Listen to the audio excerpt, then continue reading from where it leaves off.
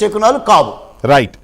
ఇక్కడ గఫూర్ గారు ఇవాళ లేటెస్ట్ మనకు వచ్చిన విషయం ఏంటంటే 11 మందిలో 7 ఎమ్మెల్యేలు సమావేశాలకు వెళ్లకుండానే సంతకాలు పెట్టిళ్ళారు. ఎందుకు? జీతభత్యాల కోసం. సరే, ఆ ఎమ్మెల్యేల జీతభత్యాలు ఎంత ఉంటాయో నాకు కరెక్ట్గా తెలియదు, కానీ 2 లక్షల దాకా ఉంటాయి అనుకుంటాను నెలకి సుమారుగా. అంతేనా దీపక్ రెడ్డి గారు? 1,75,000 అండి. అదేలేండి, నేను 25 ఎక్కువ చెప్పాను, పోన్లేండి. ఓకే. సో వాటి కోసం పెట్టారా, లేకపోతే ఇందాక బాలకోటయ్య గారు అన్నట్టు 7 మరి ఏమన్నా పక్క చూపులు చూస్తున్నారో నాకు తెలియదు. గఫూర్ గారు, ఈ 7 సభలోకి వెళ్లకుండా ఏదో వాళ్ళ అక్కడ క్లర్క్నో వాళ్ళు మేనేజ్ చేశారో, లేకపోతే ఏదో ఒక సందర్భంలో సంతకం పెట్టి వెళ్ళిపోయారో, లేకపోతే మాస్కులు పెట్టుకుని వచ్చారా, గుర్తుపట్టకుండా ముసుగులు వేసుకుని వచ్చారో నాకు తెలియదు. వచ్చి సంతకాలు పెట్టేళ్ళారంట. దీని మీద మీ విశ్లేషణ చెప్పండి గఫూర్ గారు, ముగిద్దాం. ఒకటి వెంకటకృష్ణ గారు, జీతభత్యాల వరకు మీరు హాజరైన జీతాల వరకు భత్యమేమో హాజరైతేనే భత్యం. అవునవును. మరి వీళ్ళు జీతాలకు పోవాల్సిన పని లేదు, భత్యం కోసం కూడా పోయినారా తెలియదు. మరి ఎందుకు పోయినారు ఏమి లేదు. తమ ప్రత్యేక ఐడెంటిటీ, మేము వీఆర్ డిఫరింగ్ విత్ యూ అనేటువంటి మెసేజ్ జగన్మోహన్ రెడ్డికి సంకేతాలు పంపుతున్నారనుకోవాలా, సంకేతాలకు పంపుతున్నారా అని కూడా పరిశీలన చేయాలి. ఎందుకంటే చాలా కాలంగా ఈ వార్త వస్తుంది.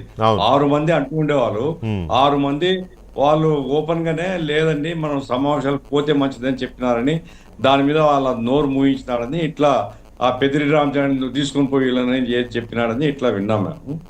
ఏమైనప్పటికీ ఒకటి వెంకటకృష్ణ, లాస్ట్ లో నా అభిప్రాయం ఏమంటే, భారత రాజ్యాంగం అందరికి ఒకటేనండి. అవును. సిఆర్పిసి కానీ న్యాయ సంహిత కానీ అందరికీ ఒకటే. కాబట్టి రెడ్ బుక్ పేరు కానీ డిజిటల్ బుక్ పేరు కానీ ఇవి అనవసరము.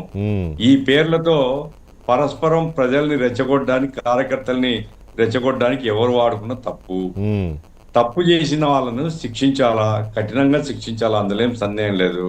ఈ విచారణలన్నీ కూడా త్వరితగతిన పూర్తయితే తెలుగుదేశం లేదా కూటమి ప్రభుత్వానికి మంచి పేరు వస్తుంది. తొందరగా ఇంకా చాలా ఉన్నాయండి. ఉన్న వాటికి విచారణ త్వరగా పూర్తి చేయమని మీరు అడుగుతున్నారు. అసలు ఇంకా స్టార్ట్ చేయని విచారాలు చాలా ఉన్నాయి, స్కాములు. అవి కూడా తొందరగా తీసి తొందరగా పూర్తి చేస్తే. లేకపోతే సార్ 5 సంవత్సరాలు స్కామ్ లో పెట్టబడితే వీళ్ళు కూడా స్కామ్ లో పోతారు సార్. అదే సరిపోద్ది, టైం అంతా అదే సరిపోతుంది ఎంక్వైరీలు. ఏ గవర్నమెంట్ గానీ వచ్చిన 1 సంవత్సరం లోపల ఎవడు ఏమేమి తప్పు చేసినాడు అన్న బయటికి తీయాలా, శిక్షించే వాళ్ళని శిక్షించాలా, వదిలేసే వాళ్ళని వదిలేయాలా. మిగతా 4 సంవత్సరాలైనా పరిపాలన మీద కేంద్రీకరించాలా. ఇప్పుడు రోజు ఇది అది ఎవరికి మంచిది కాదు. నంబర్ 1. నంబర్ 2 ఏమంటే లాస్ట్ విషయము, మన ఎవరు పోతుల బాలకోటయ్య గారు మాట్లాడుతూ ఒక కామెంట్ చేశారు, అది మంచిది కాదు. అదేమంటే మొత్తం రాత్రి బోరు ఫ్లడ్ లైట్లు వేసుకొని రాయలసీమకు తరలించుకొని పోయినాడు కృష్ణా నీళ్ళు తరలించుకుపోయిన ప్రశ్నే లేదు. దీపక్ రెడ్డి గారు కూడా తెలుసు, ప్రయత్నం చేసినాడు అది రాయలసీమ లిఫ్ట్ కట్టడానికి. ఈలోగా పట్టిసీమ రాయలసీమ కోసం అన్నారు. పట్టిసీమ నీళ్ళు అయితే వచ్చినాయి, రాయలసీమకు నీళ్ళేం రాలేదు. ఇప్పటికైనా సరే నా పాయింట్ ఏంటంటే, ముఖ్యమంత్రి గారు